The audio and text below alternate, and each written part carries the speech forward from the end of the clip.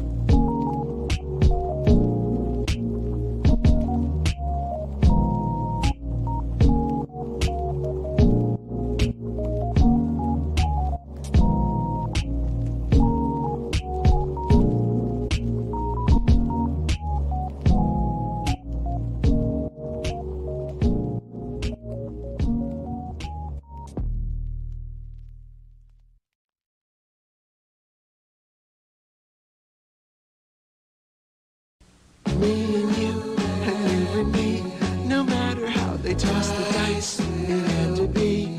The only one for me is you.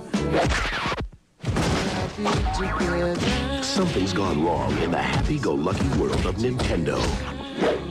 Introducing Super Smash Bros., where all your favorite characters go toe-to-toe in one 4-player star-studded slam fest, only on Nintendo 64. Now, when you buy the Sega Genesis that comes with Sonic 1, you'll get Sonic 2 absolutely free. Sonic 2 handles stubborn stains, embarrassing bald spots, no problem. It even slices and dices, makes thousands of julienne fries. But wait, you can play it too. This free Sonic 2 is a $54.99 value. You get 2 Sonics for the price of 1. Sonic 2 fits easily into any tackle box. Made from a space-age polymer plastic for years of family fun, and pets love it too. Buy the Sega Genesis that comes with Sonic 1 and get Sonic 2 free. Act now. Wiener Dog sweater sold separately. In 5, 4, 3, 2.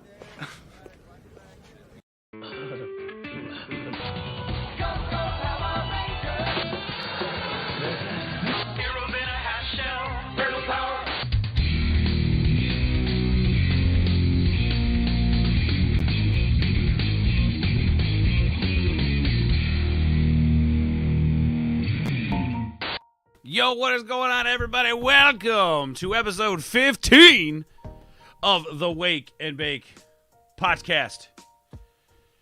I have not smoked at all today, so I'm very excited to start my day off with you guys. Yeah, so what's good, everybody? I'll be honest with you, this week we don't really have a whole lot of, like, what, you know, we're going to talk about this or talk about that. We're just kind of see how it goes. Hopefully our boy Snow and Tom Connors from Midnight Sheds After Dark and Mead Radio will come hang out with us.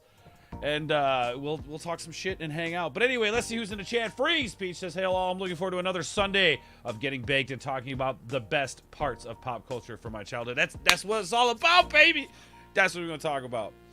We're gonna do it all. Another great morning for me. By the way, biscuits and gravy for breakfast with a generous side of the Muppet Show. That's what I'm talking about. Maybe I need to start my Sundays off with the Muppet Show. Maybe we need to do that. But if you guys didn't see, hold on a second. Give me a second here. If you guys did not see the post that Keshi Queen herself made yesterday, dinner was absolutely fucking amazing. We had spinach ravioli Alfredo. Shit was fucking amazing, man. Go follow Keshi over on Twitter, guys, if you have not yet. This is what I've been waiting for. I fucking see. Now that makes me excited. That gets me excited right there. I'm just saying. That gets me excited. Warren Monkey says, sup, y'all? What's going on, Warren Monkey? It's great to see you on this beautiful Sunday. Hell yeah. That's what I'm talking about. Peach, yep. Say hi to Peach. Daisy Blossom, what's going on, love? Good morning to you. Happy day, happy day. Welcome to the Wake and Bake Podcast. Tim F., my brother, what's going on, man? Welcome to the Wake and Bake Podcast. You know it's Sunday. You know how we do. And here's me with no work for once. Good, you get to fucking hang out with us, Fuel. It's going to be awesome, man. Perfect, since your name fits nicely with the video title. We are all mad here. That's true. It's a line from was it Alice in Wonderland or whatever, and it's kind of been a reoccurring theme in, like, you know, some of the shit that I bought. Like, I remember they did like a Mad Hatter. It was like a can of box where you open the box every month. It comes a bunch of shit, and they had like a cool like Mad Hatter pipe in there that says we're all. I don't, just a reoccurring theme.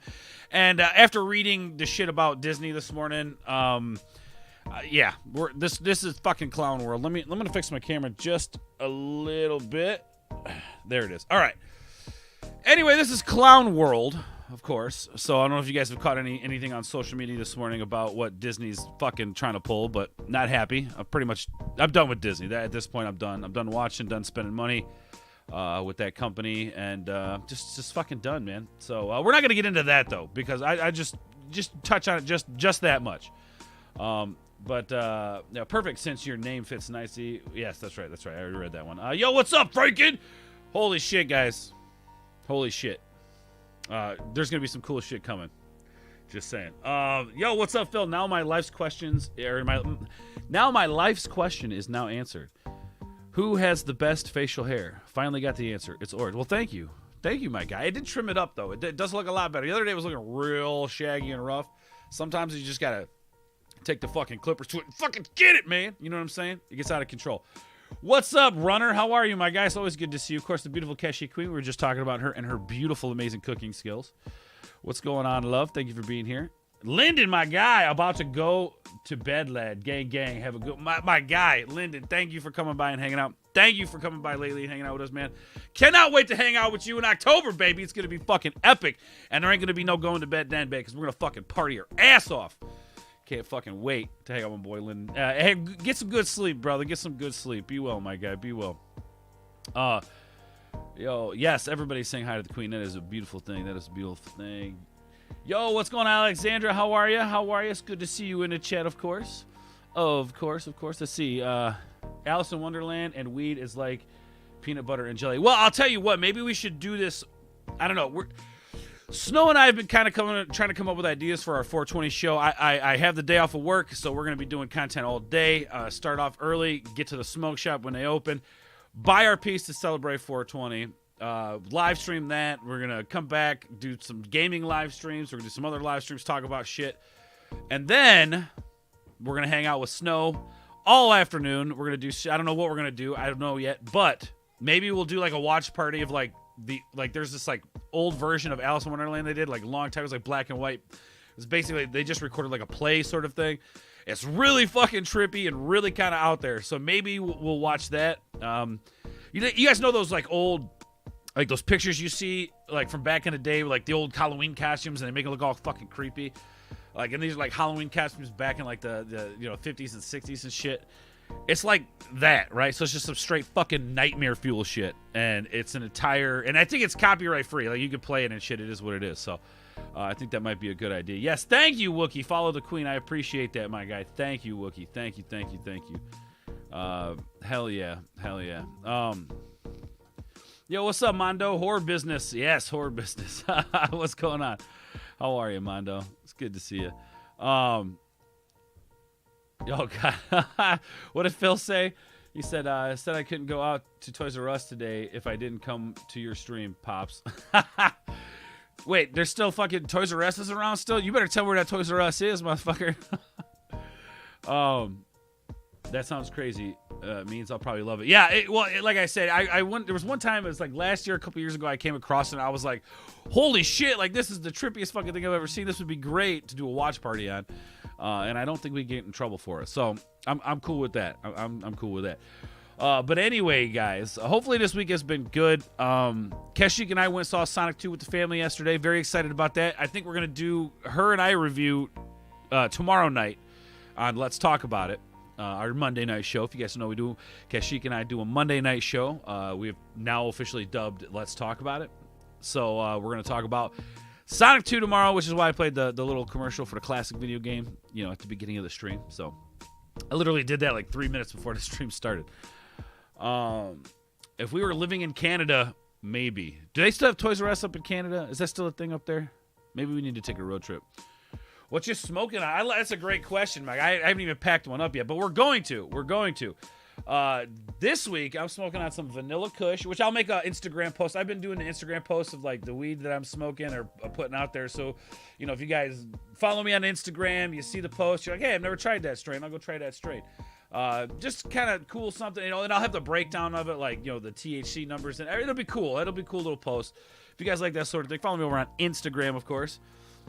Damn headset. And, Fuel, look what I'm drinking. Fuel the Hatred, look what I'm drinking today, too. It's the Australian, the Aussie lemonade version. I don't know.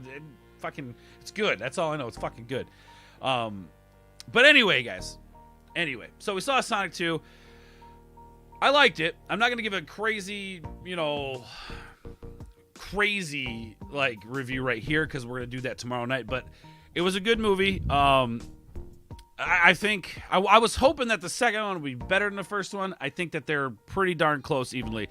Second one maybe a little bit better than the first one, only because you get more of the characters, you get more action, and it might be one of the best video game movies out there. I'm just saying, like, how like throughout the years we had like the original Super Mario's movie, which everybody thought was fucking terrible. I love the movie, and I know it's a terrible movie, but I still love the movie. So we have that. We've got, what other video game movies are out there that were terrible? Pretty much all of them, right? Pretty much all of them. So this may be the best video game, or less best adaptation of a video game into a movie. I'm just saying. It's pretty good. I really enjoyed Sonic 2. I've got issues with it. There are things in there that, and it's not from a woke standpoint. They didn't really sell the movie as woke, and I'm cool with that. Like, whatever. Like, it's not woke or anything like that. There is a part there where it's kind of like that's skirting the lines, but I don't think that's what their intention was. But I think some of the acting in there is pretty terrible. But there's scenes, right? There's scenes where it's really, really good, and there's scenes where I'm like, oh, that's really bad acting. And that could just be chalked up to like a director or the writing or, hey, we got to have this scene. There are scenes that kind of took me out of the movie, but then brought me right back in. So, it comes and goes. We got our boy, of course, Tom Connors from Midnight's Edge After Dark, and Mead Radio. What's up, Tom? Oh, morning. Oh, he's definitely waking and baking today. Oh, yeah. How you feeling, buddy? Like a Mack truck hit me. Oh, were you drinking last night or what? Nah, dude, I don't drink. You don't? No. Oh, so you're just up doing Tom thing. Dog woke me up barking and shit. So I'm like, oh shit, time for wake and bake. Hey, that's what I'm talking. See, the dog fucking knows, Tom. The dog knows. She knows. Tom wakes up and then he shows up to my stream where I'm just like, at screaming. least somebody's got some energy. Yeah, man, I do. I slept pretty good last night. Last few nights, I did not sleep well. So last night, I actually got some decent sleep. So I'm happy about that. But have you seen Sonic 2 yet, Tom? No, I haven't had a chance. Okay. I probably won't until it comes out on video. Oh yeah, it's one of those things. Like, I don't think you need to go see it, and the reason we went to see it is because we went and saw the first one with the family, and I just want to support those guys for what they did, especially with that first movie. Just hey, they listen to the fans. You got to support that shit. So, nice. Pineapple Express for me. Fuck yeah, man. Sonic 2 was great. Hell yeah, War Monkey. That's cool. I'm glad you guys liked it. Like I said, there are things about it I really loved, but there are things about it I'm like, I don't really like that. Thinking of seeing Sonic 2 today if I have time. If you got time, go see it. It honestly, it could have been a little bit shorter, and you'll see what I mean by, like, there's some scenes where I'm like, they could have just cut that out or done it differently. But all in all, MK95 is still the best. MK, is that Mortal Kombat 95? Is that what do you mean by MK95? Did I miss? Oh, is that a weed strain? Probably a weed strain. I don't get those references. I'm terrible at it. I'm holding out for Crash Bandicoot or Spyro the Dragon film in the futures. I don't know, Tom. What do you think? I mean, do you think that? I mean, you saw the first Sonic movie, right? Yeah. What as far as like the standard of video game movies, Tom? Where do you think that like lies at? Like, did it set a precedence? Was it just right where it needed to be? Was it an alpaca bowl while Tom's fucking giving his? Honestly, I don't think it was anything really groundbreaking per se, because that was kind of one thing most people said about it, is it felt like a movie from the 90s. Okay. But I think it captured the whole idea of what a Sonic movie needed to be. Okay. Because, I mean, clearly that's, I think part of the reason people said it felt like it was from the 90s is because, A, it was set on Earth, and nowadays with CGI you can do just about anything you want, so you could just have it set in his world if you wanted to, but bringing it to Earth makes the character more interesting, because I'll be honest with you guys, up front, I've never been a huge Sonic fan because the character's kind of boring. I mean, really, he has nothing going for him. He's fast. Like, we know very little about him. I know there's a ton of stuff in comics and the cartoons that eventually got kind of added to the canon and stuff, but when it comes to the games, you get little to no real characterization out of him. At least with the Mario Brothers, you can kind of insert your own, you know. Well, those are like, I mean, that character existed like when we were, well, maybe not you, but when I was born. Right, we kind of already had an idea of what the character should look and sound like, kind of thing. So, unlike, like Sonic, it just was kind of like we had so many different interpretations, and I mean, in the storyline through the video games, not consistent. I mean, you take the first couple of games, and it's like there was kind of a storyline, but it was just like level. Get to the boss, beat the boss. You know who your baddie was. You had to beat the baddie. He put things in your way, but there was no real substance. Well, and to the it. thing with Sonic, though, I mean, there may have been other franchises like this. I'm sure, like Star Trek and a few others, where there seemed to be a huge fan base to it that like grew the world around Sonic. Right. Like, so, I mean, you have even comic book artists and other stuff like that contributed to the whole thing. So, I mean, it's kind of a vast thing that we've only kind of tapped into a small part of it, and we interviewed one of the guys who was responsible for a lot of the comic books and stuff from Sonic and all that business. But yeah, I mean, I get it. It's a great franchise. I think it's going to do okay. I'm sure it'll open the door for these characters that Soul Assassin's talking about for sure.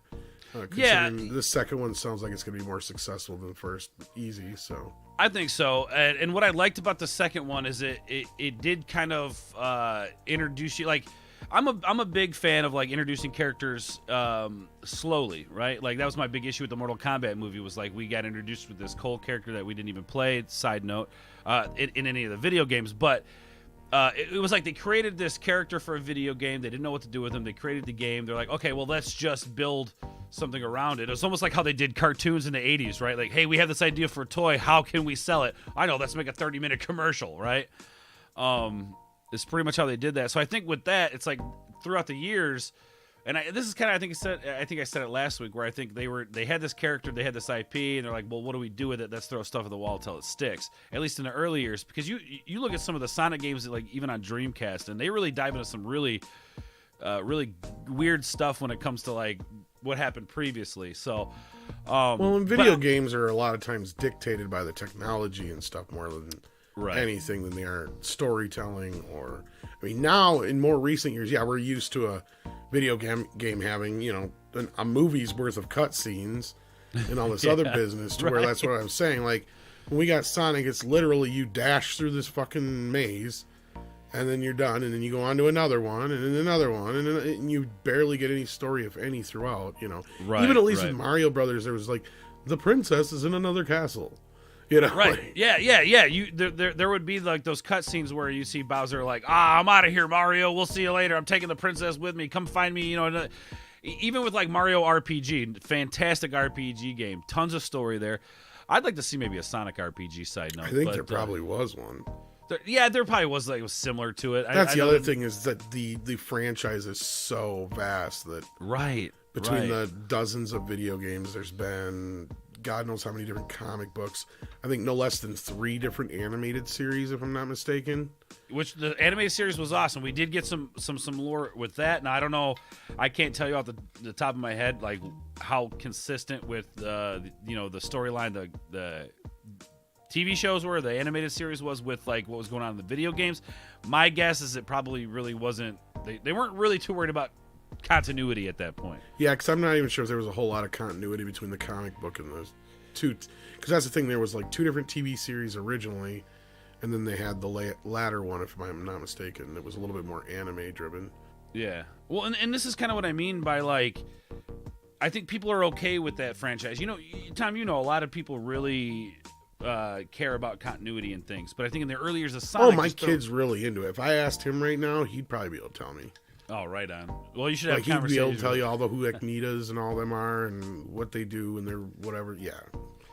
Well, I guess just to kind of move on from this comment here, I think, yes, I think that we're going to see more in the future because this movie has shown it's possible to create or to take a comic book character, a video game character and make it into a live action movie.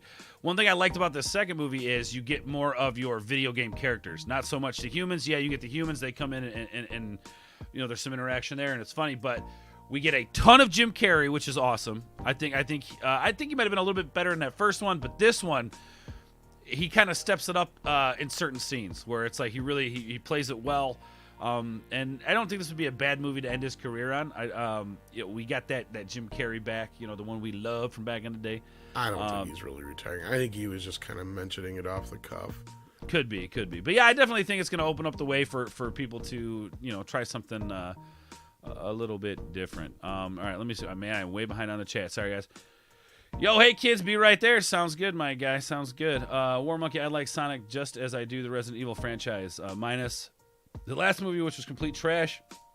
Dumb, fun movies with characters I like to root for. And that's all you need. I think these people in Hollywood and these people making these fucking shows just complicate things way too much. We just need good characters and a good story. And that's all we need.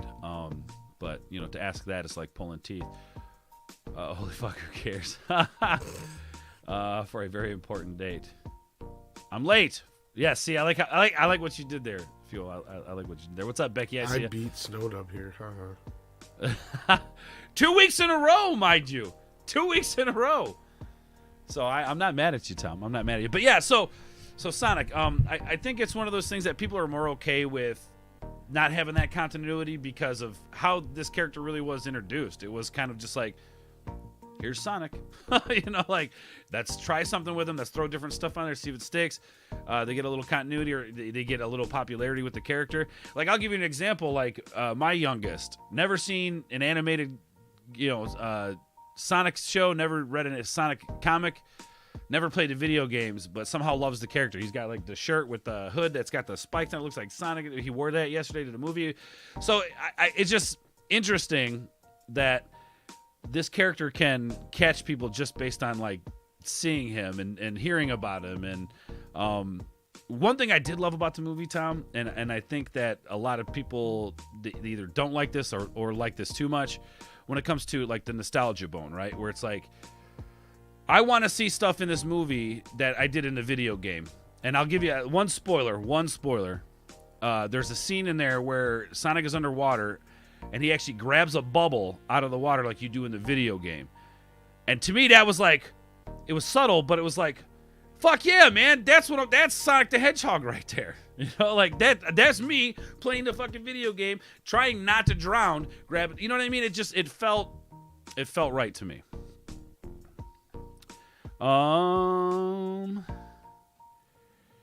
So as Resident Evil was, I remember the first time playing Resident Evil. Tom, you ever played Resident Evil, like the originals?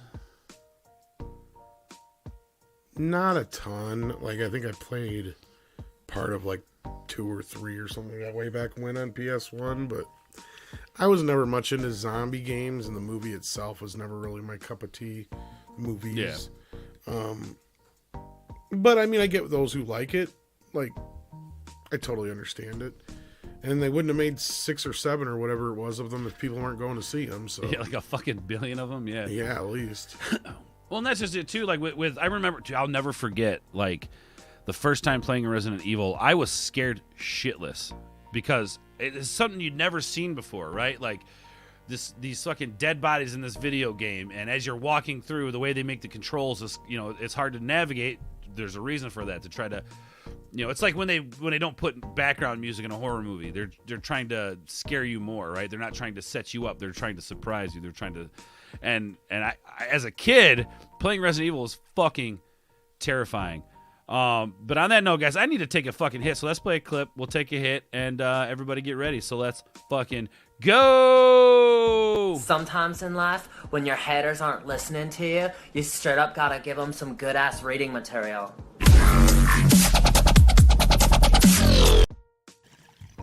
right, hell yeah, man. That's what I'm talking about. Who else? Oh, excuse me. Who else in the chat has seen? Excuse me. Has seen Sonic 2? Let me know. Now, Carries, this is interesting. Dino Crisis was fucking awesome, but yeah, Resident Evil with dinosaurs, another great classic. Mm-hmm.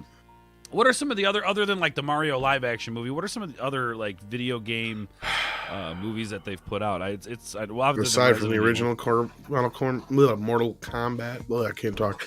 Doom, which I've never seen. Yeah. There's been a couple others like Silent Hill, but see that has crossover appeal. Like people who've seen that probably have no idea it's a video game, right? Because the horror movie element.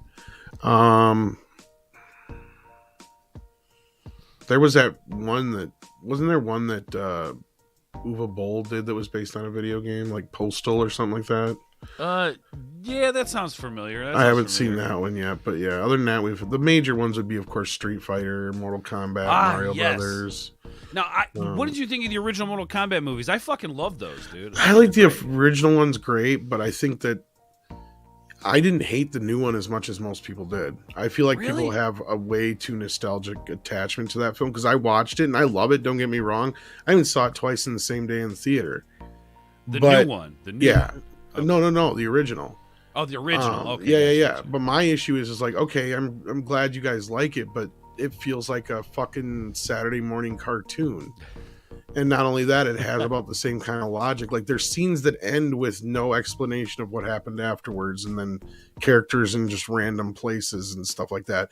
And that's because the movie was filmed, and then they decided at the last minute it needed more fight scenes, and went and added like 2. So that's why they come out of like nowhere with no explanation. I mean, there's other things like the CGI is very janky. Yeah. I mean, of course, some of the performances are great. Don't get me wrong, even better than the new film. But I felt like the new film took the idea and explored it a little more, and finally gave us that R-rated edge we wanted out of Mortal Kombat. Because I mean, as great as the original one looks, it's also very simplified in the sense that the reason those costumes look the way they did in the video game is because they needed them to be simple for the sprites. I liked how they made them a little more complicated down the road. I mean, to me, those original costumes are great. Don't get me wrong; they catch the eye absolutely, and all that stuff, exactly what you would expect. They look like something that somebody would wear at a Halloween costume party. But back then, oh yeah, it was badass. Don't get me wrong, but like you see some of those effects now and stuff in comparison, and I get it. Story wise, there could be some arguments made because there's not even technically a tournament in the first Mortal Kombat movie. But that's the other thing is they knew they were going to make at least 3 of these. So like that's where I'm like, I don't mind the buildup, but I'm with a lot of people too where Cole was a disappointment, and I wish they'd have stuck with the original script. Because the original script, I guess the whole idea of the medallion was different, and Cole actually just turns into Scorpion at the end of the original script. Yeah, which is like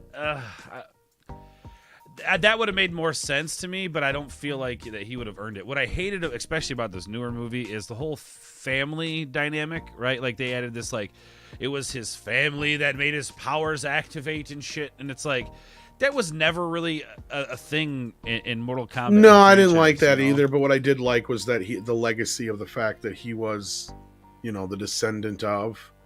Yeah, now so he was kind of taking up that mantle kind of thing. That I didn't mind. I mean, and once if he switches over and it's Scorpion, like he's just kind of dually living with his ancestor or whatever. That would have been kind of neat to explore. But no, I get you. And a lot of people didn't like that there was no Johnny Cage. But I'm like, yeah, they're going to give him his time to shine in the second film then. I think so. I think you're right about that. And you know how Mortal Kombat does. It's usually like there's other heroes off somewhere doing another adventure, right? So while we focus on these heroes, these other heroes are over here doing this, kind of doing their own thing. Almost. Well, and that was kind of my whole problem with a lot of the stuff in the last films and all that stuff too. Is we had the tournament. So then what? And then you're left with the crap that's in the second film that nobody likes. I like the See, well, some people may if they grew up with it, but like me at the time when it came out, I'm like, what in the ever loving fuck is this? It was a huge turn from the original. Yeah, no doubt. Now, but see, you gotta like Jax was in there, and Jax was in the first one. Don't get me wrong, I know he was for that one scene. But I like what they did with them in the second one. It was, and again, I was young, so it was like, you saw motherfuckers like metal arms and shit. You're like, this is the coolest thing I've ever fucking seen. No, I could totally understand if you were young and you saw that. Yeah. But see, that's the thing is I was going to the first movie expecting shit like we got in the new movie, right? Like blood and guts and gore. And I was not disappointed as a younger gentleman, don't get me wrong. I mean, I was 15 at the time it came out. But like I said, after I saw this new Mortal Kombat, if you'd have showed my 15-year-old self this version of Mortal Kombat, my brain would have fucking melted. Like I'd have been like, oh my God, this is the greatest fucking movie ever made. Yeah. I didn't think they could make movies this fucking cool. So I have that kind of element going into it. So I totally get people's gripes. I totally get people's bitches. I totally understand there's some people who are way more into the lore, way more into the video games. I'm just like, people are yelling at me about lore and shit. I'm like, yeah, but those first few video games, I don't know how it is later down the line because I have a couple of them, but I've never really played them through.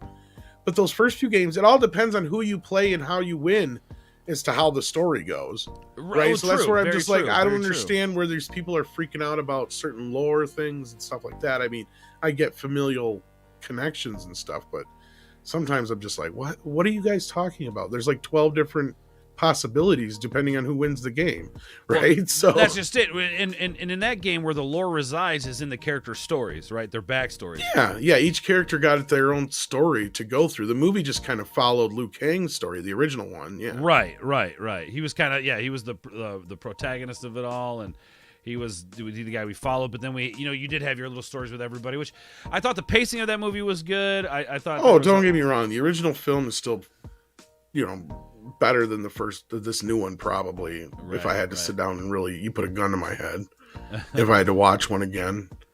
Yo, let me give a big shout out to our boy Nick Weiser, 32 Flavors of our boy. How is he not in here? Yeah, I don't know, but he definitely subscribed to the channel, so thank you, brother. What's going on, Sno Dub? Finally. Oh, hey guys, sorry. Drugs. I have microphone issues. I can hear. My good mic is not working. I knew something was up the other night. Remember when I said that? Yeah, no, I'm having issues. I have an ear for that shit. Sorry. No, you're right on there, Tom, and I'm still having issues, obviously. But as long as you guys can hear me and I can hear you, then we're gonna muscle through this. Sound a little muffled, but not too bad. I've heard worse. Just imagine I'm sitting on my mic, I guess. I would say you sound like your wife stuffed you in the closet, bro, and she's keeping you there all day. That's what it sounds like. It sounds worse. It sounds like you're on a decent phone. Yeah. Yeah. We can understand you. We can understand you. But real quick. Thank you, Nick. I appreciate you. This guy shreds ass. Mm-hmm. That's shreds right. it. He shreds it. He fucking shreds it. it. I believe that with Nick. I think the ladies like Nick. Nick's awesome. I got to hang out with him in Vegas, and we found out that we live like 45 minutes from each other. No shit, man. So he's not far from me. I know you and I were talking about doing something in like 10 days, but I'm not even sure if I'm going to be able to afford it. But yeah, if you guys do any streaming thing wise and I'm not busy, I'm definitely down. So yeah, I was actually, Tom, I was talking with Kashyyyk about it. I think we're going to try to figure something out. I might try yet. We'll keep it in mind here because I'm going to have to see what my financial situation's like by then. But yeah. I hear you. Well, it's 420, so I know Snow and I have been planning stuff for 420. I took the day off of work. It's going to get fucking crazy. 420 is going to be fucking off the chain. But thank you, Nick. I appreciate you being here. Anyone ever see or even hear of the Mortal Kombat spinoff called The Conquest of Kung Lao?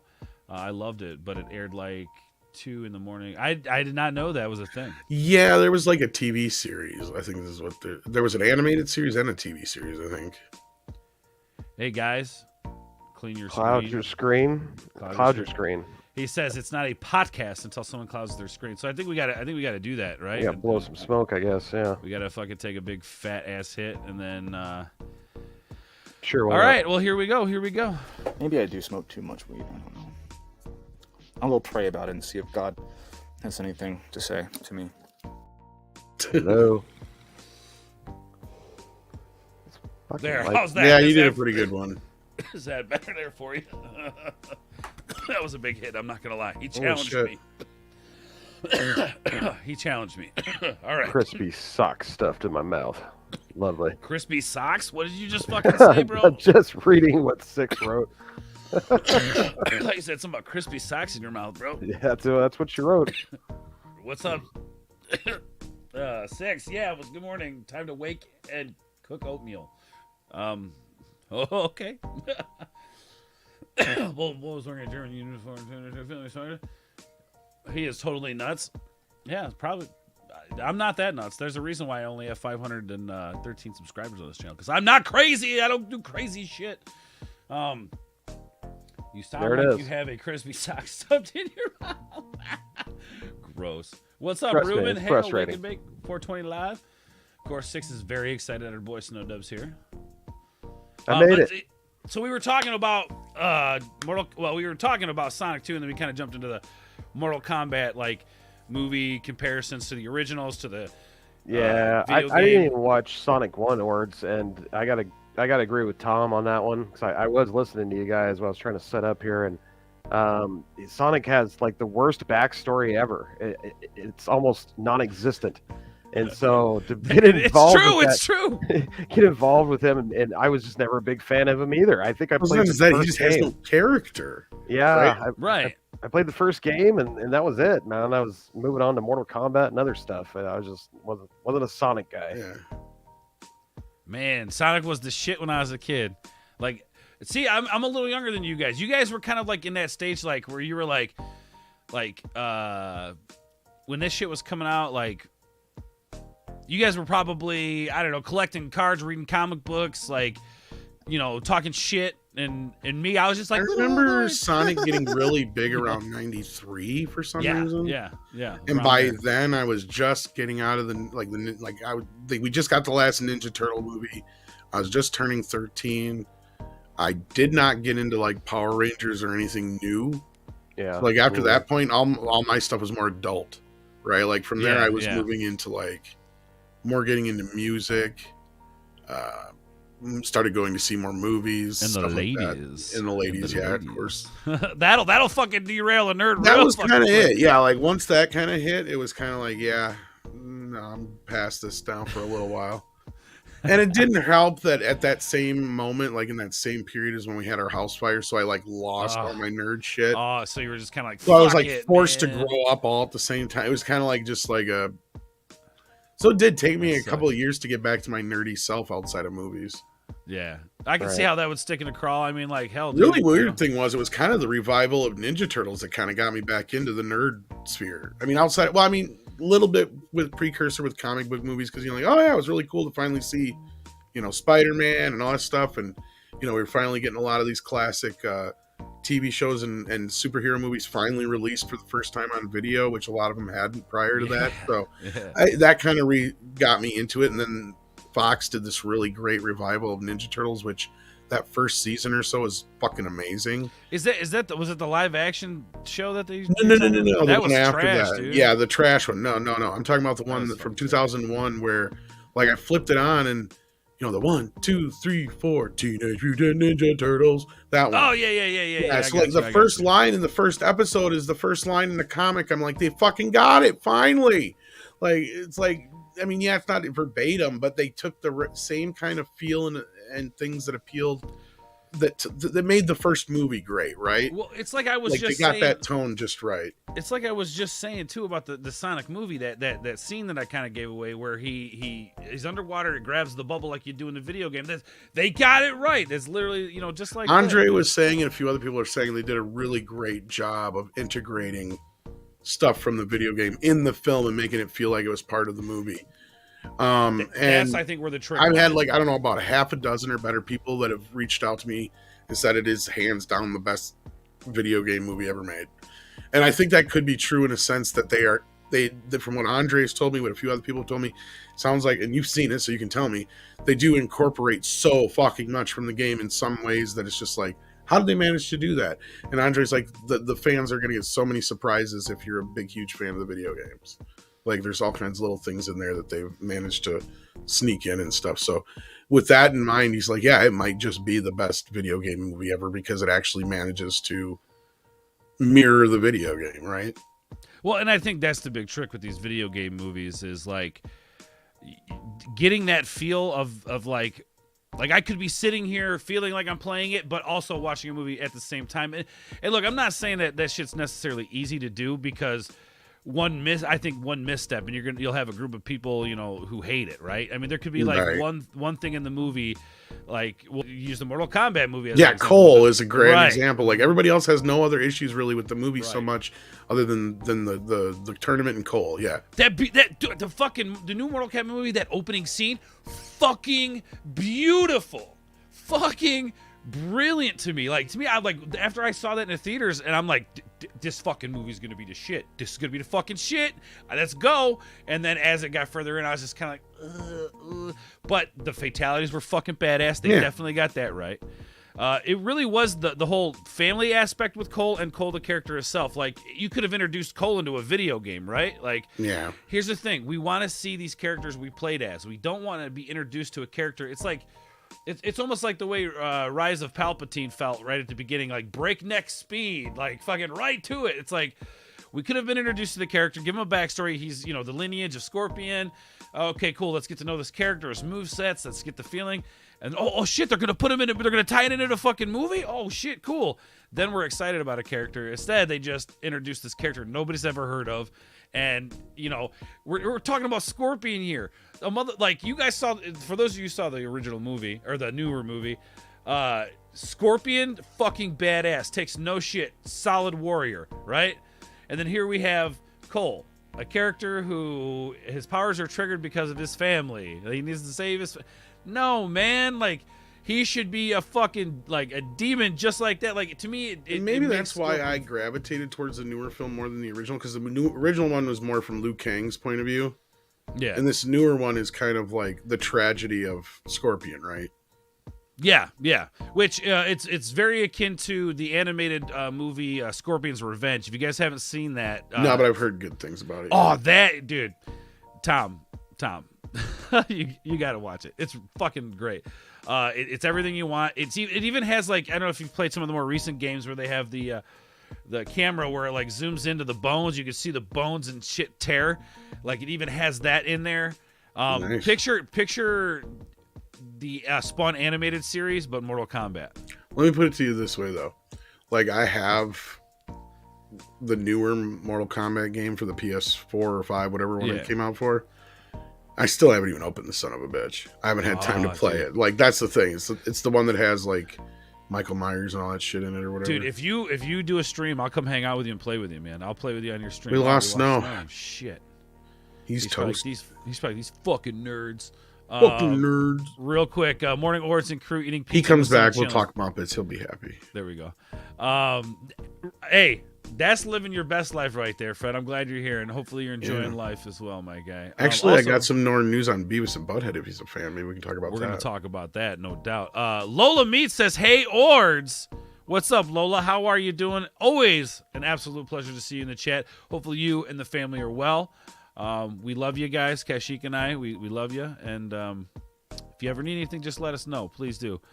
The only MK game I ever owned was MK2 for NES, which is the best Mortal Kombat game ever. Anyway, all I want from MK movie would be a solid tournament. Make Bloodsport with Goro as boss. What do you think, Tom? I think that's a fucking... Partially, I get that, but then at the same time, after a while, I'm going to feel like, why am I not just playing a fucking video game? Like, that's the thing, is you have to balance a movie and a video game, because that's where, like, that's why I didn't even go see that Hardcore Harry movie or whatever, the one from all... POV or whatever. Yeah, the first person perspective. Because my whole thing is, like, I feel like I'm playing a video game without the controller, and I'm not a person who likes to watch people play video games. Like, I'm not. How's that? Do I sound better or worse? You're crackly, but you're back. Now I'm crackly? Oh, you're on your phone. Yeah, the mobile shit really... You were better before, honestly. I was better before. Damn, it happens to me all the time. When I go into StreamYards on my phone, I'll get that same fucking crackle. No, as long as you weren't having that many problems before, you were better off the way you were. Yeah. We could put up with that. Yeah, that's like crackle, snap, crackle, pop. This is why I always have some kind of cheap laptop lying around that, just in case. I know normally we don't talk about news and stuff on here, but I think Beavis and Butthead is pretty fitting. Oh, that's right. I think it's a stoner thing, bro. I think it's a stoner thing to do, considering that this news came out like almost 2 months ago, and we all kind of missed it. I mean, we all knew they were coming back, right? But we actually have like details now. Well, I completely missed.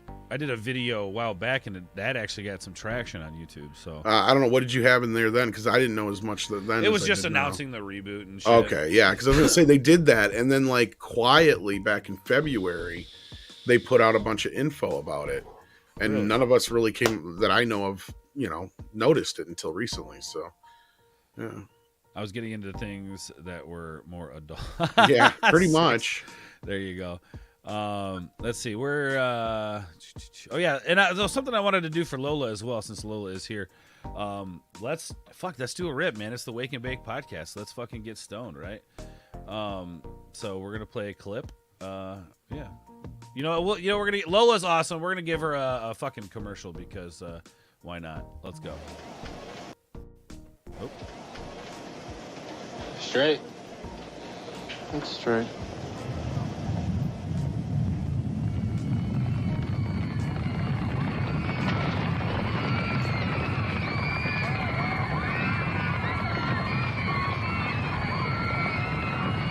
Get Titanic Monday, August 31st at midnight. Guaranteed to be there with a chance to win a fantasy cruise. Free limited edition Titanic print. August 31st at midnight. Get Titanic and go home. I gotta get me that print, dude. Wow. Gotta get me my print. I need that Titanic Leo's print. a heartthrob. Fuck, dude. I gotta have Leo on my wall, man. My sister actually did have Leo on her wall. There you go. I mean, that's There kind of the you reason. go. One of the reasons why I was so resistant to him at first too. He's such a teeny bopper sensation. It's like, god damn. Tom, I really fell in love with Leo when I watched The Beach, because I got to see another side of him where I was like, okay, I think I like this guy now. You know the one that did it for me? Hmm. Catch Me If You Can. Oh, yeah. Now, retroactively, I can enjoy his older performances, but yeah, up to that point, between The Departed and that, it finally, he like, god damn it, he didn't win me over finally. But Dude, I know, right? I know, Leo. Well, and then he ended up being in Tarantino's Django. I'm like, all right, I'm gonna have to like him now because like almost every one of my favorite directors insists on putting him in their movies. So I know, isn't that funny? And it took him forever to get that stupid Best Actor award because he was fighting for that. Wolf of Wall Street is great. Like, I didn't even really care for The Revenant all that much, but Wolf of Wall Street was the one I was like, he was robbed. The kid can act, man. The kid can act. I guess he's not a kid anymore, but back then he was. He's after my own heart because he still dates women that are half his age. Hey, man, get it, Leo. Get it. Go, Leo. Anonymous. I'm not sure if that was supposed to or meant to be anonymous, but let's see. Anonymous says, because you are awesome. Well, thank you for the $20 donation. I greatly appreciate that. And then I want to say, where did it go? I don't know if it's popped up yet. Oh yeah, another $20 donation from Anonymous. Wow. Holy crap! Thank you guys. Holy That's shit! Almost enough for an eighth, ain't it? That almost. Although I did. Okay, we're gonna talk about that before we dive into the news you got, Tom. Thank you so much. So for the first one, we're gonna go ahead and play a bumper and just get fucking high. Coming soon on cable, your stereo and TV unite to bring you video music in stereo 24 hours a day.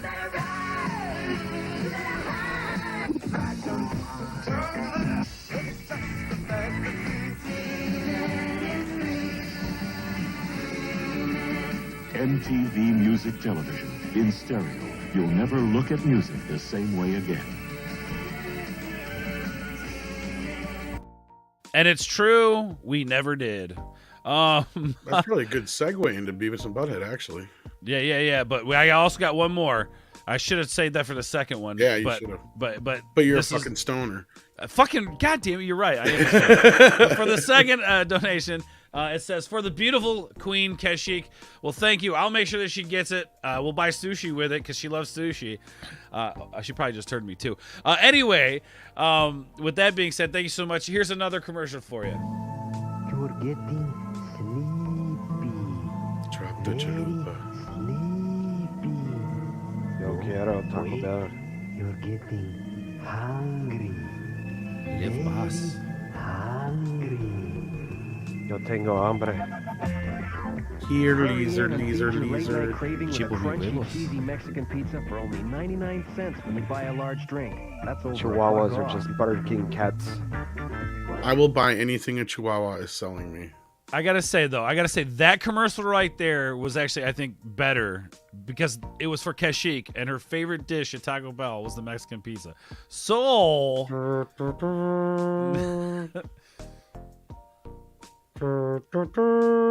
I thought we were gonna roll with it. Damn it, Tom. What's up, Magus? Good to see you in the chat, my guy. Good to see you. We missed the Mexican pizza. Yeah, fucking Mexican pizza. Oh, yeah, actually, no, Tom does not sleep because I got a message from him at about 1:30 in the morning. Oh shit, I was up later than that. Here he is a few hours later, ready to go. So he's a Terminator. He's a Terminator. But can I say though, I interrupt you. I'm sorry there, Ors. No, you're good. I did No, too. you guys fucking live your life, boys. I ain't mad at you man. at all. I'm stoned. So, I love it, dude. If you're not fucking look, there's only a handful of people that would be allowed on this show who don't smoke. Everybody else, you have to fucking smoke if you want to be on the Wake and Bake podcast. So with that being said, I just want to point out I love this channel. I love this show. I've been having so much fun doing these Sunday streams with you guys. This is what I'm talking about. We play a clip like that, and what does it do? It hits that nostalgia bone. I want my MTV, right? Hey, I remember when MTV played music. I miss music videos. What's up, Cash? Oh, you want to come say hi to everybody? Just come say hi to everybody. They don't care. Come here. Come say hi. Somebody just donated you $20. You have to come say hi. No, you have to say hi. Just come here. You're beautiful. Come here. Come here. Just say hi. Don't make a woman go on screen when she don't want to. They get angry. Hello. Thank you. All right. I love you, baby. All right. There. Okay. All right. Love you, darling. All right. Anyway, sorry for that, guys. I need to get a what is it? Technical difficulties button is what I need to get. I need to get that. It's called. You could just like go off camera too. You know. Oh, I guess we could. Yeah. Sorry, guys. I'm sorry. Okay. I don't think that fast when I'm this stoned. All right. I'm Public sorry. affection makes me feel weird. I know. You ask me about the infinite universe, I can answer that, man. But when it comes to just technical stuff like this, that's too much for my brain to function. That's what I'm saying, man. That's what I'm saying. But let's see. Hold on. My daughter's mother sent me to Taco Bell Mexican pizza the whole time she was. Yeah, Mexican pizza is where it's at, man. It's the bomb dizzle. I wish they'd bring it back. V8. Maybe that's what they're doing, is creating this false sense of we gotta have it back, and then they're just gonna drop it on us here in like a year. Dude, I'm gonna tell you right now, if they drop a Mexican pizza, I will go broke. That's just there. It will happen. Not only do they need to drop one on us, they need to like go ultimate, and like not only it's like the huge version, like they need to make it like a brand new big ass version of it or something, just to really kick it home. That's what I'm. But then they can't fit it in that steamer. That's the problem. Okay, so you know how some of these pizza joints do like these giant ass fucking pizzas, like pizza challenge. Like I want a Mexican pizza, 24 inches. You see what I'm saying? Yeah, I don't know if they can do that without the steamer, but like that's because that's how it's made. It's just two flour fried tortilla shells. You take the one, you slap it down, you put the meat, the beans, stuff like that on it, and then you put the other top on it, and there's sauce you put on top of that. Then you put the cheese on it. Right. Bam, you're done. Sour cream, whatever, if you want that on there. Tom, stop. I know. I used to make that shit for a living, bro. Every day. Every day. Real quick, too, I forgot. Thank you guys for the compliments on the shirt. Misfits, big Misfits fan. Love that shit. But the Days of the Headbangers Ball. I guess my point was, I just wanted to point this out. This is why this channel exists, for us to kick back and remember those days, man. You know what I'm saying? Thank you, Lola. Thank you, Lola. I don't smoke, and I'm very happy to be in your chat. 6, you don't have to smoke to be in the chat. We want you to be in the chat, even if you don't smoke. We just love that you're here enjoying our stupid conversations. We understand stoners can be entertaining. Cheech and Chong exist for a reason. That's right. And I want to reach out to those guys. Did I ever tell you that I got Cheech to like a post of mine? I did a video talking about them possibly doing a Cheech and Chong horror film. We actually had Paulie. He's got him on the hook for an interview. We just haven't got it all ironed out yet. Yeah, man. Oh, if you could put in I don't normally ask for favors, but I'm. Well, that's where I told him we do Cheech first, right? For like Born in East LA and a few other things. I said, and hopefully we charm the shit out of him and be like, hey, you got to talk to Tommy because we got to have them together. Yeah. Right. Like you just can't not. So like, hopefully we can get him. It's kind of how it worked out with like Blood In, Blood Out, and the whole thing with Edward James Olmos and all that stuff coming on, because like we just managed to happen to get people, and then they liked being there, so then we got more people to come in, and Lou Diamond Phillips and Benjamin Bratt show up all of a sudden. It's like, awesome, man. That's you know, cool. like holy shit, like, and then you got fucking Helen in the background and stuff, and all. It was a crazy night. It was 2 nights actually. But That's a lot of that started from Paulie and I talking to the one dude from La Bamba, and then he knew a guy who knew a guy, you know, and then as soon as everybody found out that all these guys were showing up for the Blood In, Blood Out reunion, right? Like then everybody wanted to show up. That was great, Tom. That so it was like really cool because at first we weren't sure who was going to show up. I was one of those kids that watched Blood In, Blood Out. God, I had been about 15, 16 when that movie came out, and it blew my mind, you know, like literally blew my mind, and it stuck in my mind for years after that, where I'd go back to it and watch it again just because of how well it covered family, and you'll never get a movie like that again, I don't think. It was the like perfect timing, perfect chemistry, and what a great cast you got together, Tom, for that what was a whole weekend show. And then I think Paulie actually clipped a bunch and put it on his channel too. Yeah, we've done a couple of shows all together, but yeah, those 2 main ones were the Blood In, Blood Out, and then the one we got Edward James Olmos and Stand and Deliver cast reunion. That was pretty cool. So yeah. Hell yeah, man. No, that shit was sick. Blood In, Blood Out. It's a Hispanic movie, you know, centered movie, but it's about familia, about family. So yeah, if you the other one was meant to be an American Me one to go along with it, because for those who don't know, those 2 movies came out very close together and they have very similar elements, right. And but Edward didn't want to talk about that. So I guess those 2 movies both, I guess, have they have a stigma attached to them, I guess, in the industry, right. Especially right now in the woke culture. But yeah, and like you won't get that much talent in one movie like that. It's so rare, you know, and it's well, and just the subject matter too. On top of it, they would never show inner city kids in that light now. Yeah, no, Phil, you're not allowed to look at it. Not for you, Phil. I love you, buddy. Again, holy shit. Just cause y'all so dang fun and adorable. Yeah, it was a great thank you. Cast, as you were saying, sorry. No, you're good, but thank you so much. I greatly appreciate that. And, jeez, you're just blowing it up today. Fuck, man. Now you got enough for an 8th. Now I got enough. Yes, I can. I love you guys so much. Thank you all in the chat. Yeah, we did get Danny Trejo too. Yep. Yeah, Danny. Now that's what I'm talking about. Would you look smoking weed with Cheech here on the Wake and Bake podcast? Let's make it happen. That would be amazing. That would be fucking. I don't know amazing. if he really smokes anymore or not, though. All right. Well, okay. So real quick before I'm gonna take care of the donation here in a second. But Snow, I want to know your thoughts on the new Mortal Kombat before we move on to this important news. And I got a great segue for you, Tom, by the way. Sweet. So Snow, tell us a little. We'll just finish that Mortal Kombat up because I really want to know what you think, man. Wait a minute. There's a new game or what's going on? The newer film from like last year or whatever. Oh, the one that was on HBO Max or whatever. Yeah, that one. I appreciated that they brought the uber violence. You know, that was that was needed. But storyline, I still got to go back to the original one. Maybe it was the nostalgia of the time. Maybe it was the song that you know just gripped you and brought you in on it. Even though the fatalities were whack, that movie felt like a true Mortal Kombat story. Like Tom said, it follows Liu Kang, who technically is the winner of the original Mortal Kombat as far as lore goes. Kung Lao was a winner as well, but that you don't find that out until part 2 and 3, and that's with the games. Yeah, man, it was okay. There's a lot of stuff I didn't like in it. I would love a combination of the two. Yeah. A better story, but keep the gore. Yeah.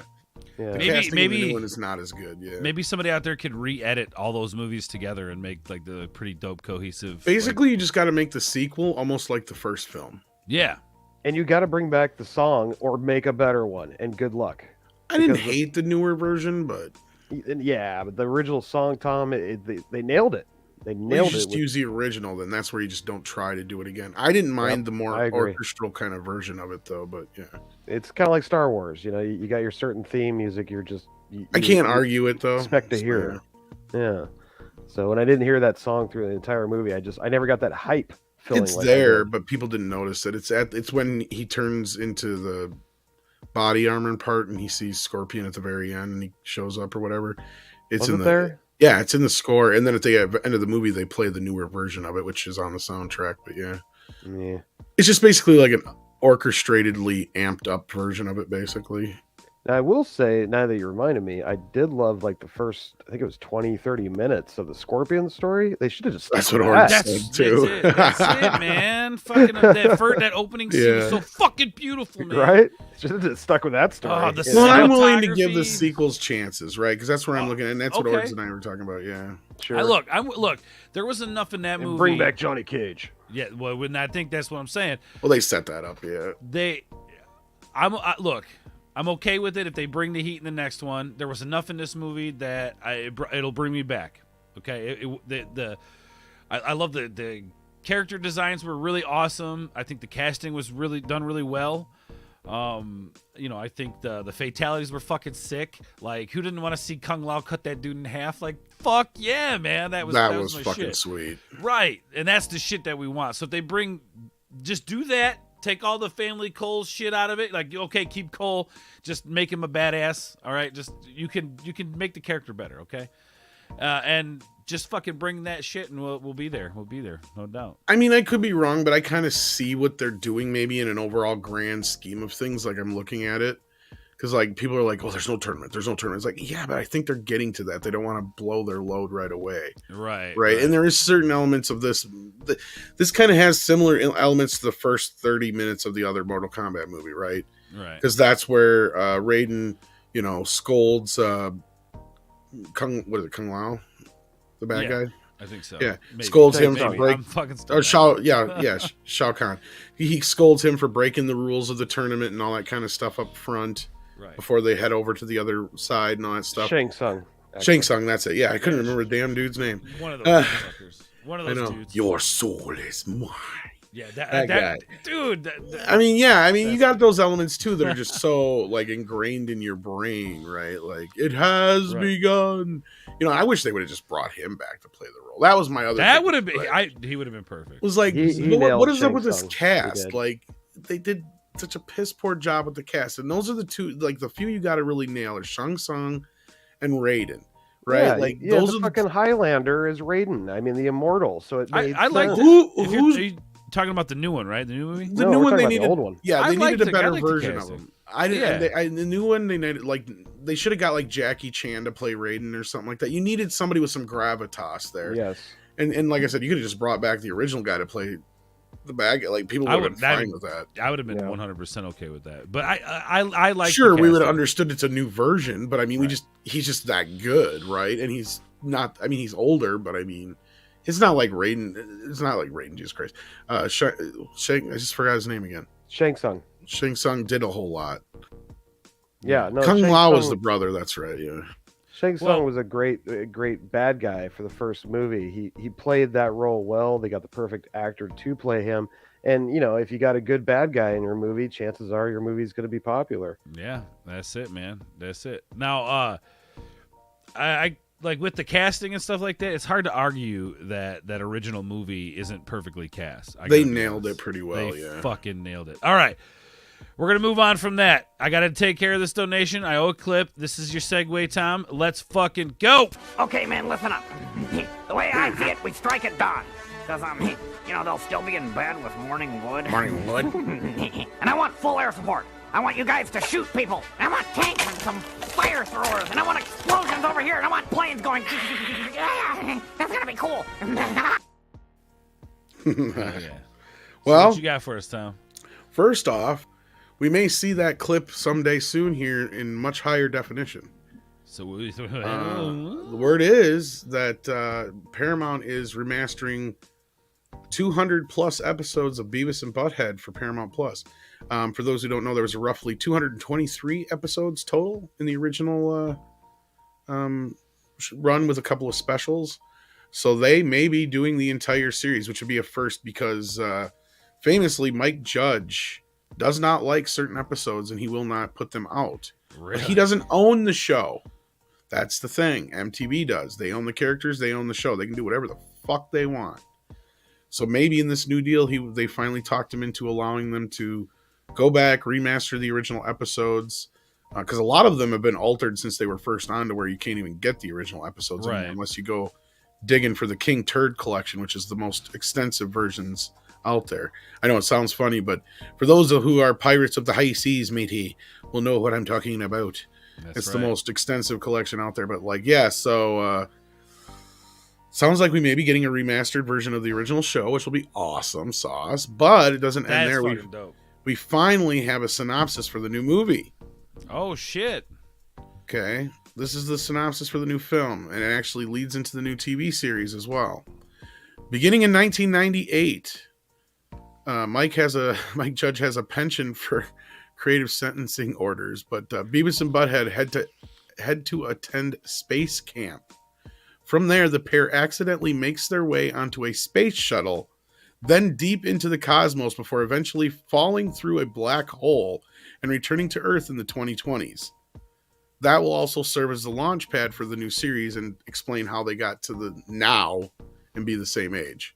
So there you go. That's the new synopsis of the film leading into the TV series. So, okay. Now there's no word if they'll be able to get the music videos and stuff like that for the original shows. I highly doubt it, considering the licensing on that would be a fucking nightmare. Yeah. So that's probably where Andre and I were talking back and forth. I'm like, yeah, that's probably how they talked Judge into doing all the episodes. They're like, look, we've got 200 and some episodes, but they're only 7 minutes long each if you take out the music videos.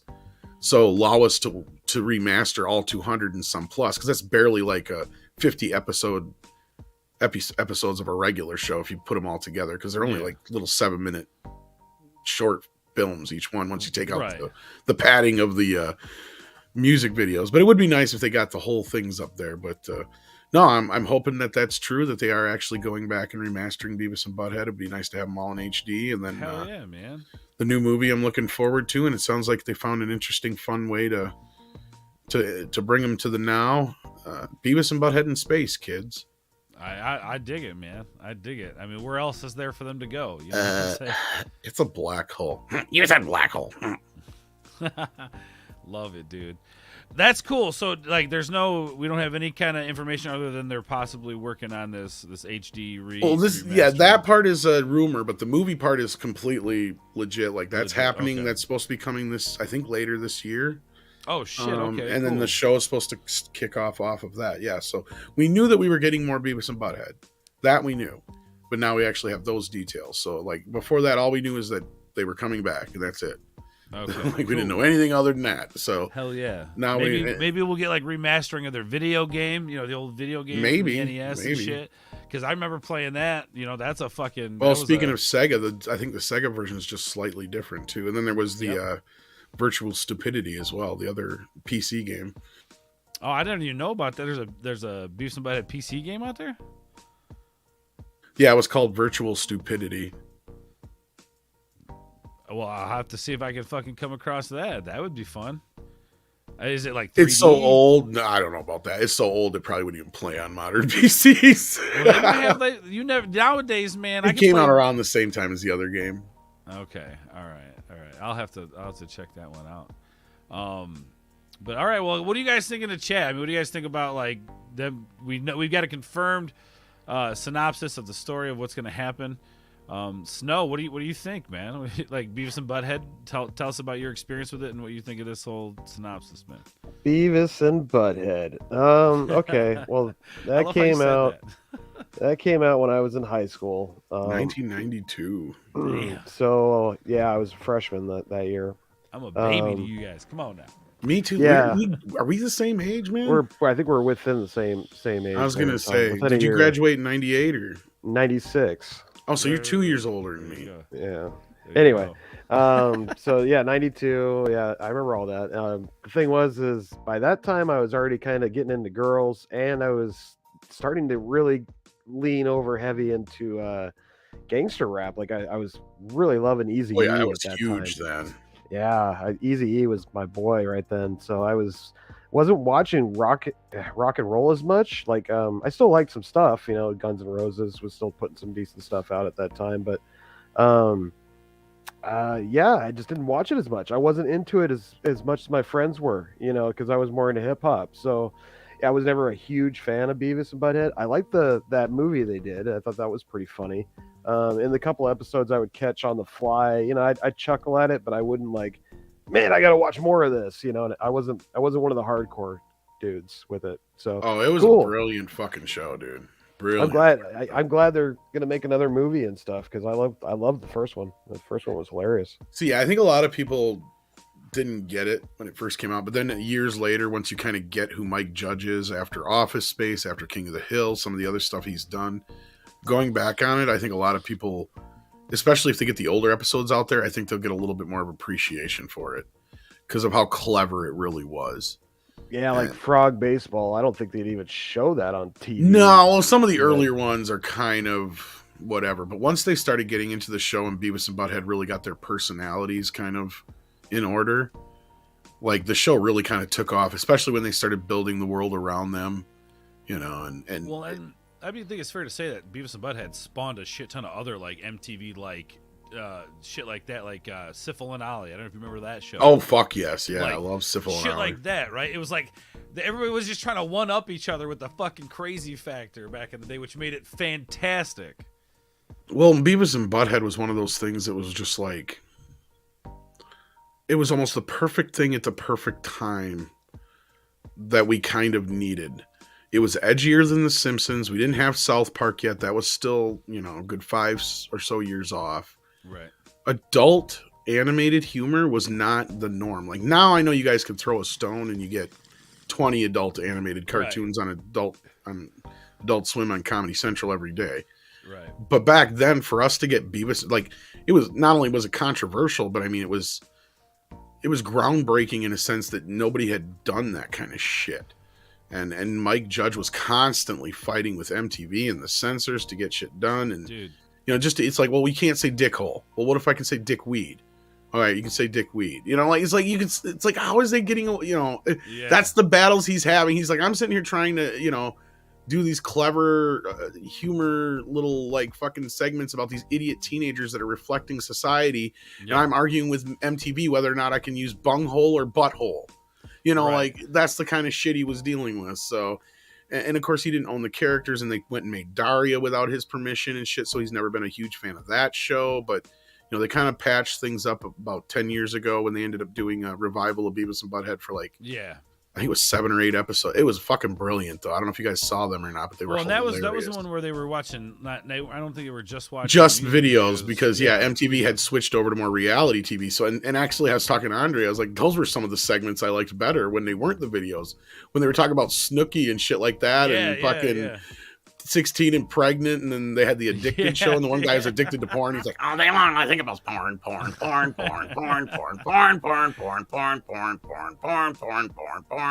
Exactly.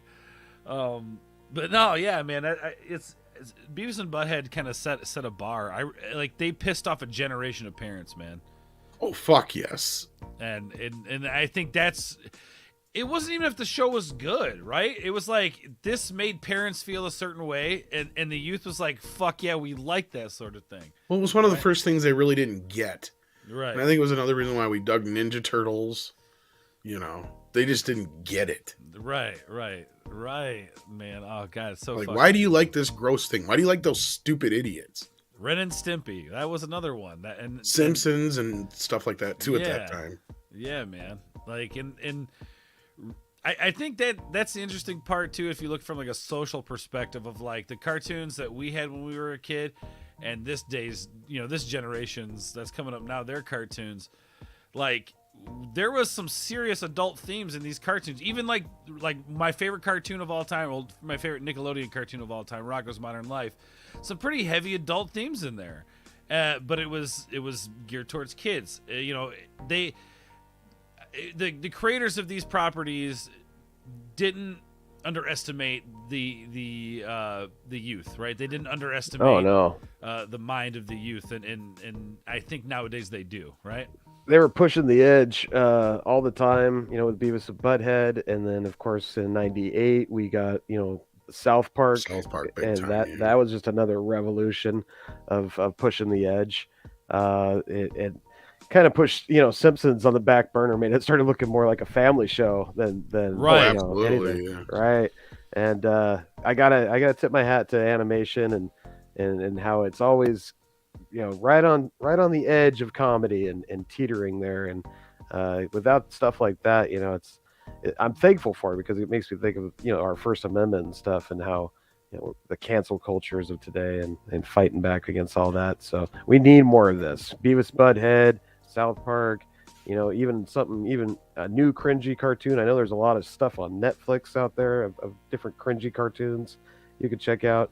Support them, man. Keep pushing them because they're what's kind of blazing our trails for us. Hell yeah. Not to like stroke Ord's ego, but the Muppets almost kind of fall into this category too, right? Because Jim knew he had to do it at 2 levels, and especially if you look at some of the Muppet Show and especially the shit they did on SNL, like that's very adult oriented. Yeah. So they always knew how to kind of play both time, and that's kind of where a lot of these, they started with the Flintstones and Muppet Show and stuff. This idea that puppets and cartoons aren't just for kids; they can be entertaining for adults as well. Right. One of my favorite episodes of Dave Chappelle's show was when he hung out with a bunch of Muppets, and one of them had a venereal disease. I mean, it was hilarious. It's still one of my favorite bits he does. He's like, I was watching Sesame Street with my nephew the other day, and I'm like, what kind of racist shit is this? Right? Great. He got one guy in there called a count. He's like, I know a pimp when I see one. Hopefully, my mic is louder now. Thank you guys. I appreciate that. And thank you to Tom in the back there. Cookie. Remember the Oscar the Grouch was Eddie Murphy. Bitch, I live in a trash can. I did not say Fraggle Rock, but Fraggle Rock is awesome. He sang a song called "Fuck It."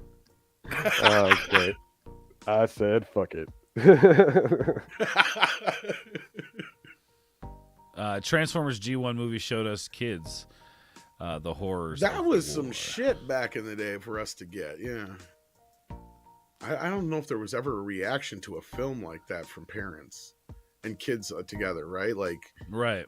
That was crazy. To go in and watch your favorite Autobots get killed in the first 20 minutes of the movie. Some traumatizing shit for a kid. Fuck yeah, man. That'd be like, imagine walking into Star Wars, the second film, and all of a sudden Luke gets killed in the first 30 fucking minutes. Oh my God. That was like our Last Jedi back then. Wait, whoa, time out. What the fuck just happened here? Yeah. I remember that. That was crushing. I remember watching that going, what the hell am I watching? I was like, no. I think I tuned out of Transformers after that. I was like, I'm done. No. I think that's one of the reasons why, as a kid, I never really got that into Transformers, because the movie was one of the first things I really remembered, and I'm like, dude, this is fucking depressing and shit. Yeah. Like, I remember that being on TV and shit. I'm like, wow. Oh no, we were crushed by that because I was into Transformers. That was the show to watch when I got home after school. I remember, I think my 2nd grade or 3rd grade year or whatever.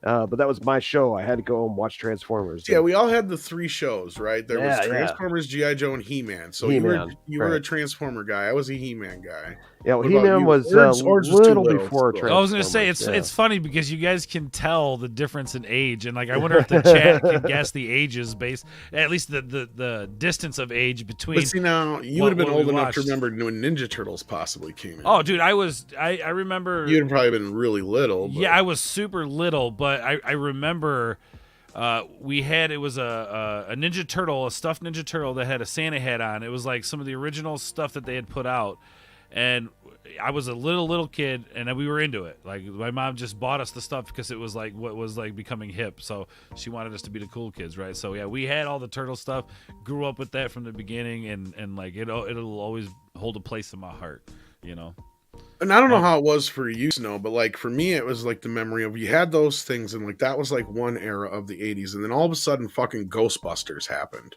Right. And not so much the movie, but the real Ghostbusters dropped, because that was when we finally and that was finally when we got toys. Yep. And I just remember every kid was like, fuck all that other shit. Now it's Ghostbusters. And that was up until Ninja Turtles came out. It seemed like nothing but Ghostbusters.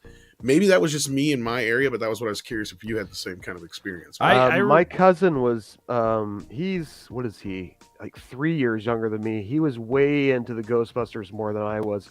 At that time, I started getting more into G.I. Joe for a little bit, then Ninja Turtles, and then I got into the Aliens figures for a minute. Yeah, we had some cool stuff that came, and I think that the Ninja Turtles had a lot to do with that, to be honest with you. Yeah.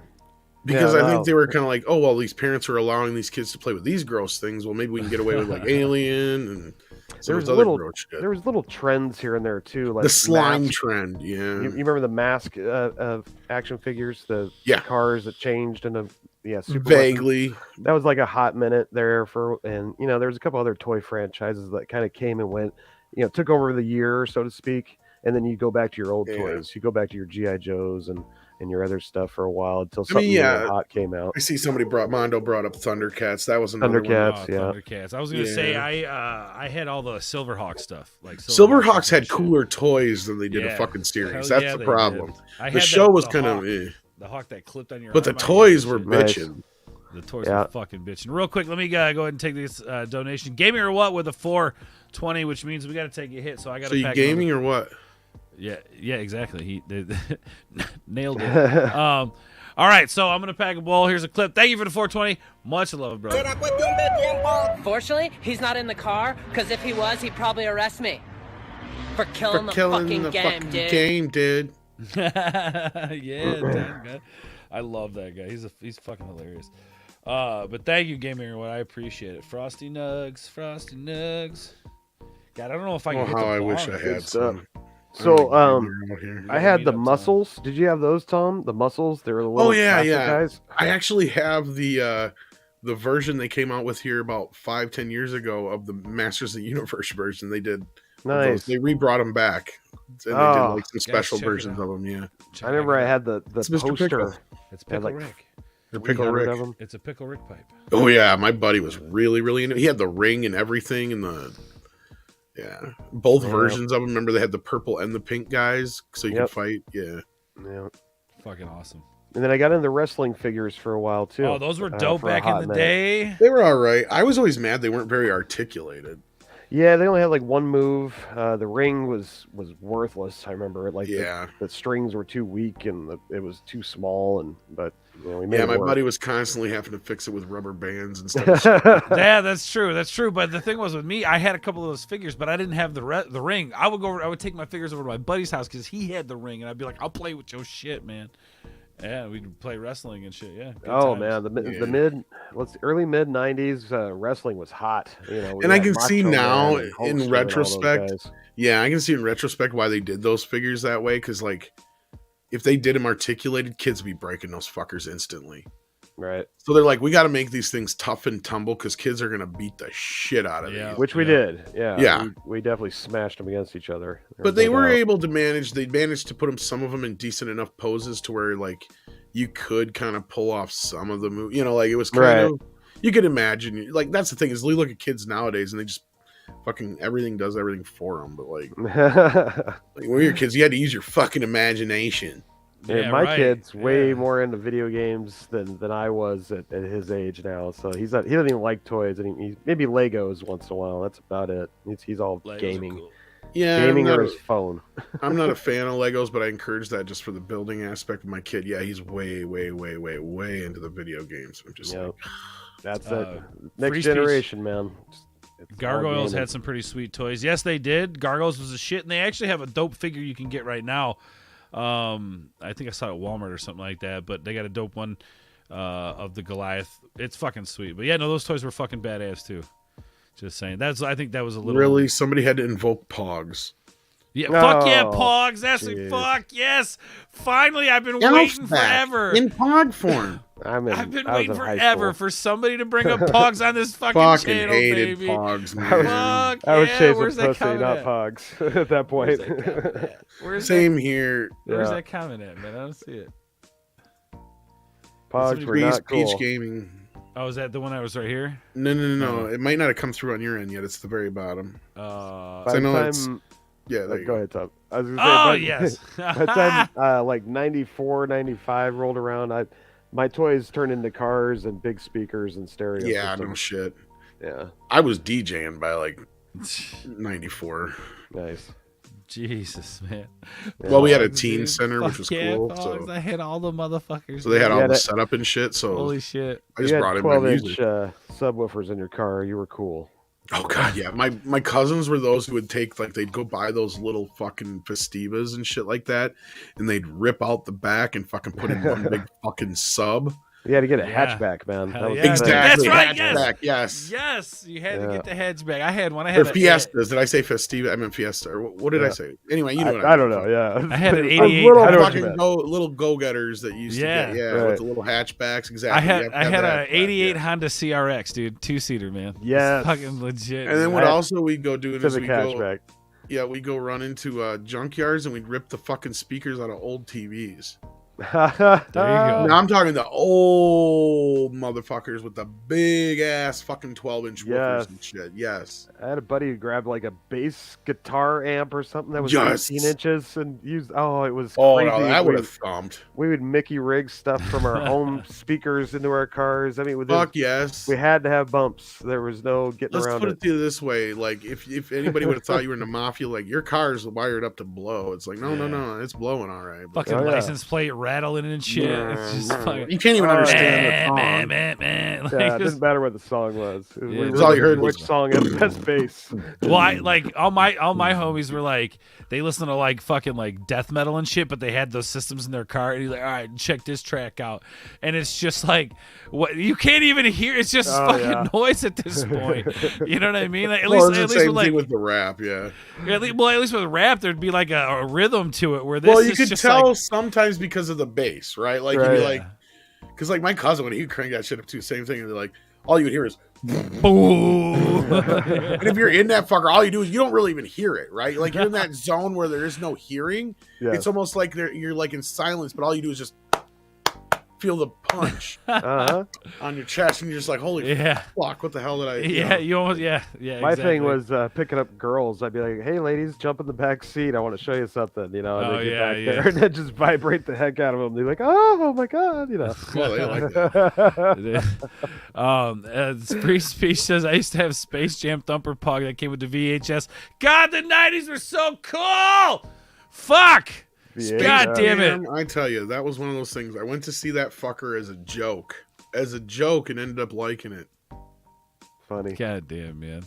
I was 16, and my cousin and I were like, there's nothing to see. We're like, oh, let's go see that Space Jam movie. Yeah, so we can make fun of Michael Jordan. And we walk out, and we're like, God damn, that was pretty goddamn funny. Fucking how did they Bill make Murray, a man. fucking commercial turn into a good movie? It'll be on me, but hey. Yeah.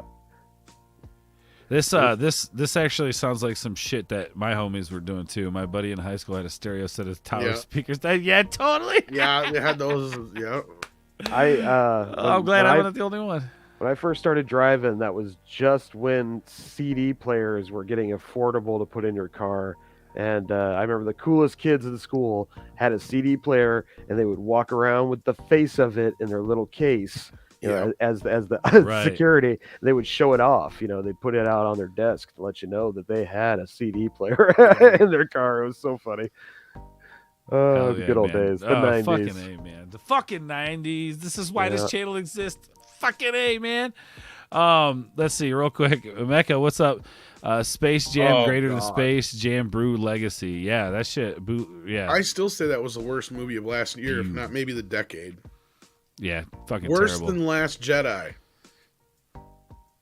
Oh yeah. Oh, that bad? That fucking bad? It's not even a movie. It's the same fucking story, and it's 20 or 30 minutes longer, and most of it is just LeBron James calling himself King James throughout the whole movie, or somebody else calling him King James, or talking about how fucking great he is. The thing is, you watch the first Space Jam up against that, which I did, and Michael Jordan, like, they called that like a vanity project for him at the time. He comes off humble as a motherfucker in that movie compared to how LeBron comes off in this movie. Right. My God, is it just that bad, huh? It is. Fuck, It's dude. barely a movie. It is Fuck. like it's just it's hardly watchable, and then it's just it's like Space Jam meets Ready Player One, and it really doesn't bring anything new to the table. It's like, you've seen all this shit already. And it was done better in the first one. Oh, of course. Way better. Fuck, man. I'm glad I didn't The first one at least had heart and soul. This has nothing going for it. And you can tell it's all shot in front of green screen. I mean, of course, the first movie was too, but at least it felt like Michael Jordan was there, you know? Yes, it felt, yes, 100%. Not once when I watched that movie when I was a kid or to this day do I think to myself, green screen. And not only that, they go through this whole thing of having the Looney Tunes go through a 3D makeover and shit. And it just kind of, it's all just kind of convoluted and stupid. Look what Wookie said. Thank you. What the fuck? You're such an asshole, Wookie. He's not wrong, though. I mean, Tom, I'm getting warm. I'm getting toasty. Yeah. Tom, we're gonna have to figure something out, man. I know. I hopefully gotta figure out how long it takes me. I gotta get that shit in order, man. If it's not, well, I want to go so far down, you know. But yeah, well, I would say if it's not like crazy far, dude, I'll just drive the way up to you. We'll figure it out. I think there's a good chunk of distance between us, but it's not undoable. Like if we kind of meet somewhere in the middle, we'll figure make it happen, guys. We will make that connection. If we can't do it on 420, we will soon. Oh well, I mean, here's the thing. Here's the thing. I want to do we're gonna do like a special Wednesday, wake and bake, or let's say I don't know. We'll come up with a clever name for it, but it'll be like wake and or afternoon bake or something like that, and then we'll do a stream here. We'll get over on Snows and do stream. It's gonna be a 420 extravaganza, right? It's on a Wednesday this year? It's on a Wednesday, correct. Well, and I'm sure I have a morning show, but yeah. So, yeah, and I'll be doing my own thing in the morning. I'm going to my head shop, gonna get a fucking piece, to celebrate 420. Probably do a live stream with that. And then come back here. If we're doing our thing, head to you. And then when I get back, it'll be we'll probably set that up here, and then I think we're gonna finish the night off on Snow's channel. Big right, Snow? Something like that? Like we did last year? Yeah, that's the plan. Okay. Just making sure. We were talking about Puff and Stuff show. Oh, we got that. That's right. Premiere, but that's right. Maybe, we'll do like a pre-party season premiere type of thing. Like Puff and Ords hang out 420 style, and then the following week will be the actual premiere episode where, it has the whole, intro and videos and all that stuff. Because I'm actually thinking the same thing, where it's like bringing Puff on the streets, like maybe taking yes, him yes. The more I think about this could be really fun. So yeah, brainstorming. It would be cool, like if Puff interviewed people where he was asking like, "Do you know where 420 comes from?" Yeah, either interviews or at least pull up and show our local spots, and Puff can give a review. He's like driving down the road. He's this like, one kind of sucks. And, this one, He's like, so yeah. he's like, he's like in the car driving. He's like, yeah, I bought weed from a guy at that corner one time. Like, do a flashback, little sequence. I don't know. So yeah, we can have fun. My brain's been doing a bunch of flips and flops. Plus, I got the Cotton Council show that I'm brainstorming at the same time. So my mind's going wild over here, guys, and my mic's fucking up at the same time. So I got issues, but I'm gonna figure it out. We're gonna have a good show, one way or another. It's gonna be just a day of fucking smoking and partying and chilling. It's just gonna be amazing. I can't wait. I took the day off of work, like I said. I probably should have took the day after that off, but fuck it. We're gonna see what happens. It's gonna be fucking nuts. But on that note, guys, I think we are gonna go ahead and wrap up the show for today. You finished the Bigfoot drawing. I can't wait to see it, guys. Oh, Snow, I have a puppet idea. Sasquatch puppet. And his name is... funny. This wasn't me. This is all Franken. Hash Squatch. Hash Squatch. Oh, can you get one made with like where his hair looks like it's all weed leaves? Talk to Floral. Well, no, hold on a sec. Oh, you already got one? Franken, do you want me to show it? Do you want me to... You already got it? Floral could custom make one. Oh, you got the too. drawing. Okay. I might, if the people who are still here hanging out, and if you're okay with it, Frank. I know. I'm kind of thinking, Snow, I might need a character. Like, Monkey Dog's okay, but like he's old school. I don't know. Can I show Alf? Can I show him the unfinished version of it? Can I show him the unfinished? Totally. All right, cool. I think Alf should make a cameo once in a while, but you should have a character that represents you. Well, the problem is this. Monkey Dog and Sno Dub are too close, like their personalities, like in shit they do. So like that's the problem I run into. Well, that's cool because they so hang the out. character, yeah, like that. Well, it is, but then it's like a clash of the same character almost. I gotcha. Yeah. So there it is, guys. This, wow. This is something that Franken had put together. That works too. Squatch. And I fucking love this. This is amazing. I got to talk to Franken about. What do you guys think? Should we talk to Franken and work something out where we can use this as merch? What do you guys think? I don't want to take. I just want to take somebody's work here. You know, I want to make sure it's that hilarious. Yeah, and that would be the puppet idea, dude. Floral can custom make you a puppet, to look like him. That's what I'm saying. He's good at that kind of stuff. I highly recommend him. I love my new Mr. Cool puppet. Still figuring him out, still getting used to him, but he's a lot of fun. And he was worth the money. Put it that way. Like I've already got I've already got the voice and everything worked out in my mind, and I'll share that with you guys. We're not gonna give everybody everything right out of the gate here, but I got an idea, and we'll share with you guys after the show backstage. But this is fucking cool. Thank you, Franken, for putting this together. And like I said, we'll talk.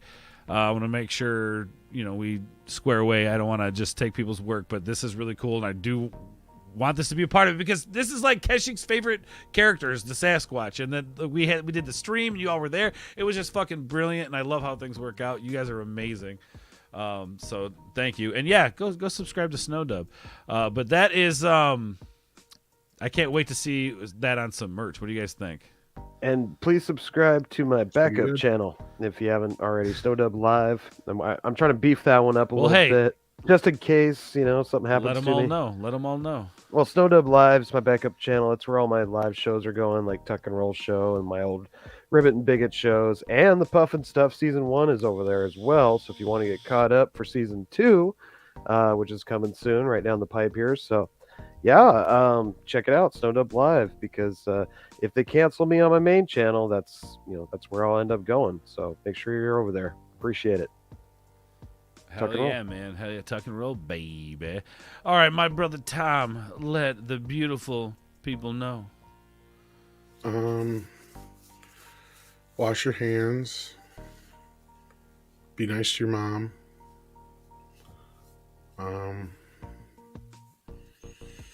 Do your taxes. Oh, shit. Thank you for reminding me. Or get a good accountant. Yeah, get a Mikey. Yeah. That's about it.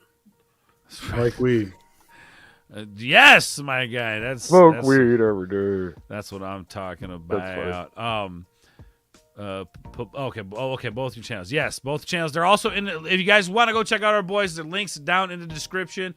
Down there, click it, follow them. Lots to come over on me radio, Midnight Sedge, Midnight Jets After Dark, and of course Sno Dub Music and Entertainment and Sno Dub Live. Make sure you guys go check out their channels. Support these motherfuckers because they support me, and we love them to death. They're amazing fucking dudes, and that is why they are here. And I'm honored to be hanging out with these fucking dudes every week. I count my blessings. So, with that being said, guys, I am Ords, here in the boardroom every Sunday at 11 a.m. Central Standard Time with the Wake and Bake Podcast. Next week, episode 16. Hopefully, you guys come hang out. We're going to be gearing up for 420. So excited about it. My mind, I just can't wait, guys. It's 420. Lots to come. So that Wednesday, you guys better just plan on not doing anything but getting fucking high with us all day because it's going to happen. But Freeze Peach, be excellent to each other, party on, dudes. That's what I'm talking about. Hell yeah. Peace jolly. Peace ords. Taxation is theft. I 100% agree with that. But on that note, guys, I think I'm going to be popping up a Twitch stream here shortly. I'm going to go eat something, come back, pop up a Twitch stream after this if you guys want to come hang out with me on Twitch. We're also going to be doing Sunday Hangs and video games tonight. So come hang out with us tonight if you can't here in a little bit. But in between, go check out Culture Casino. As always, guys, he has a show in about 15 minutes or so. So if you guys are still looking for some entertainment, Culture Casino over there on YouTube. Kaylee, if you do me a favor and throw Culture Casino's link in the chat as we wrap this up, I would greatly appreciate that. Thank you so much. Anyway, guys, that's it. We're out. I'm fucking baked. We're good. We're going to go into the day. Hopefully you guys have a good day. Hopefully you started your day off right with us. We love you guys, and we're going to get the fuck out of here with some clips. I love all of you guys, and we will catch you on the other side. Peace. Did you guys want to know how you could support the channel more? Yeah, betcha, sweet Bippy. Then head over to tpublic.com/theboardroom. That's tpublic.com/theboardroom to take a look at our merch store. So if you guys want to support the channel more, this helps in many different ways. Just go over to tpublic.com/theboardroom and check out our merch store. Hey, son of a bitch. I would just like to say a few words about nudity. Good night and party on. Party on, Wayne.